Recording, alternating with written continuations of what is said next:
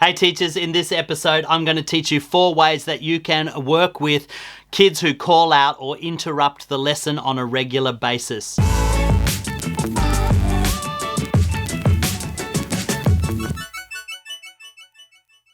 I know that in your classroom, one of the number 1 behaviour challenges you have is kids who call out or interrupt when other people are talking, especially when you're trying to teach. I know this because every time I teach a workshop, I ask teachers, what's your number 1 behaviour challenge at the moment? And always at the top of the list is calling out and interrupting lessons. So what can you do about this? The first thing you need to understand is that when the child is calling out, very often it's because they haven't first been taught the appropriateness of it. Now, if you've got a child who's come from a home where they're their only child, they have the undivided attention of their parents at all times, well, it's very hard for them to adjust to the notion that in a classroom they have 27, 28 kids that they have to share the attention of the teacher with. And so first things first is you need to understand that some kids will take longer to learn this than other kids based on the environment they've been raised in. Some children have also never been taught appropriate conversation decorum, that you don't interrupt somebody when they're speaking,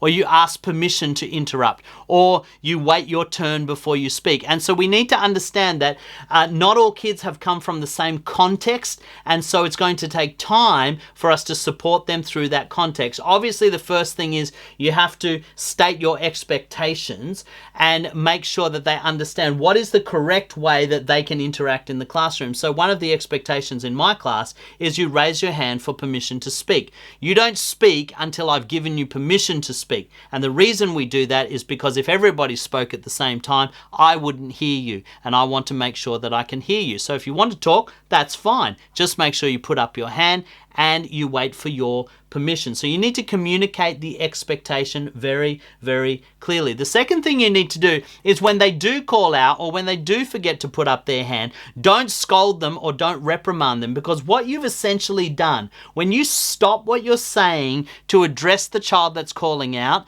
you've essentially communicated to them the best way to get me to stop talking is for you to interrupt me.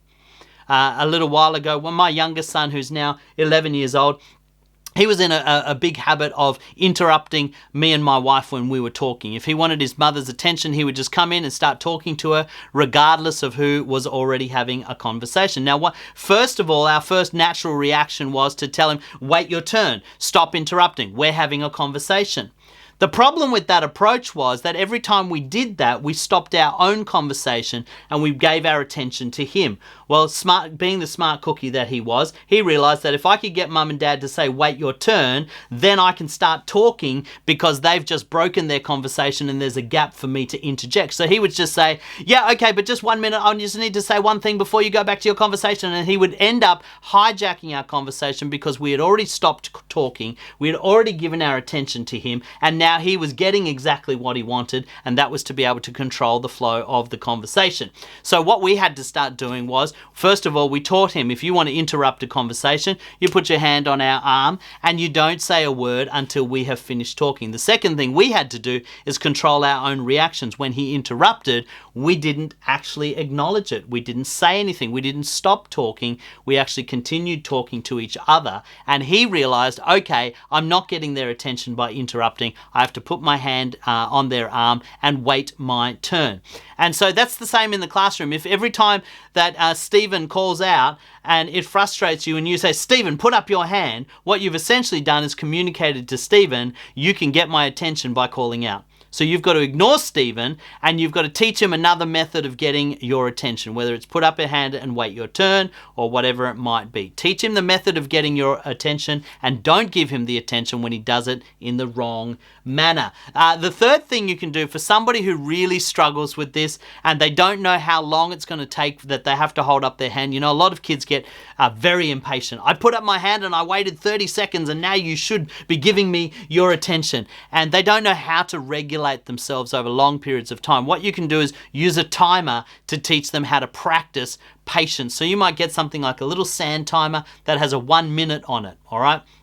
Or maybe have a digital timer on their desk that has 30 seconds. So as soon as they put up their hand, you don't stop talking. You don't interrupt what you're doing for them. What you do is you walk past them, you continue to talk to the class, and you flip over the timer, and you've already taught them that they have to hold their hand up for 1 minute. When the sand runs out of the timer, they can hold the timer up, and then that's your turn to give them the attention.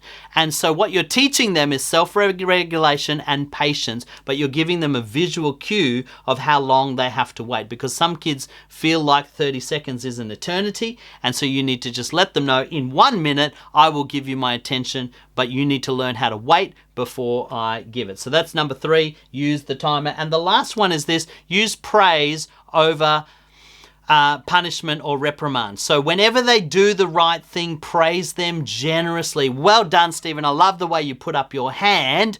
What would you like to say? So as you're praising him, describe the behavior that you're enjoying. Describe the fact that he's put up his hand, because that will reinforce that the next time I want praise from my teacher, I need to put up my hand. So use praise generously. Use it in the moment. You can also use it as parallel acknowledgement. I talked about that in my last episode. Parallel acknowledgement is acknowledging someone that's done the right thing when you're trying to correct the behavior of somebody else. Thank you, Maya, for putting up your hand and waiting your turn. Well, Stephen will hear that. He will put up his hand, and then when it's his turn, well done, Stephen, for putting up your hand. Thank you so much. What would you like to say?